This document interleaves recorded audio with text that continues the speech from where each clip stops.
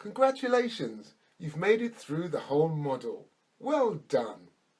In this final lesson, you'll examine the relationship between brand recognition and search results, and have the opportunity to form your own opinion on the validity of this approach to content processing.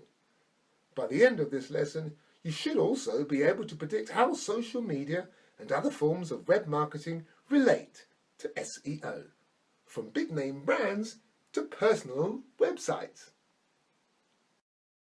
Brand is becoming more important to Google's relevancy algorithm.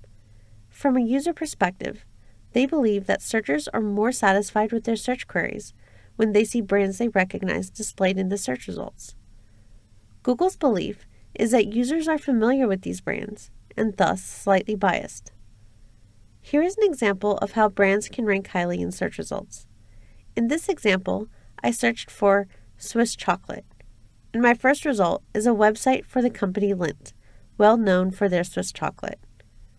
Many SEOs believe that Google unfairly rewards brands, especially big brands, with better search engine result positions. While a lot of this may also be correlation, as big brands tend to earn more links and naturally have more people discussing the brand in social channels, there's a lot of evidence of Google favoring brands over relatively unknown sites. For example, we suspect from patent analysis that Google has developed entity association. Entity association doesn't necessarily look for the presence of a brand, but is trying to understand whether or not it can match a query to a specific individual or thing. Any identification of an entity might influence search results.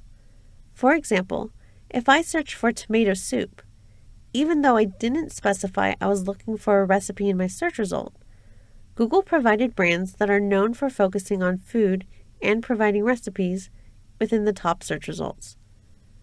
If you look at these results, you see the top 2 results are from the same website, Food Network, which is a well-known brand.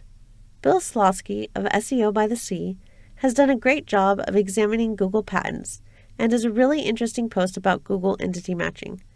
When you think about branding as an SEO, it's important to consider what factors Google might use in determining whether a site is a brand versus a potentially untrustworthy online retailer or spam site. Brands are more likely to have certain signals associated with them. For example, brands are more likely to have a social presence, plus their social presence is likely to be more active than a spammy or generic site might be, since their users are more likely to engage with the brand. Brands are also more likely to have contact information listed on their website, probably someplace like an About page. This is likely to include a physical address, a phone number, and possibly an email or a contact form. Brands are more likely to have an established history, as well as an intention of remaining around for a while. Google may determine this intent through signals like domain name registration and length. Brands are more likely to receive search volume for their brand name. For big brands, a lot of their traffic tends to be very brand specific. Brands are also likely to receive more mentions around the web, both on websites and in social channels. It is highly likely that the authority of the website would also play a role. Google may also consider whether or not a site is participating in any other marketing tactics aside from SEO and social media. For example, if a company is also using a service like Google AdWords and bidding on their brand name, this might give Google more signals to recognize the fact that it is a brand. In paid search, brand keywords have been known to drive better conversions, as the searcher already has the intent of visiting that brand site in mind. Basically, try to think about what external quality signals could help your site appear more legitimate and trustworthy to both users and search engines. More external signals will also relate to better online visibility. To help build your brand and increase these quality signals, focus on providing value wherever possible. Let's take Zappos for example. When they launched back in 1999, they were a simple site selling shoes and offering quality customer service and products.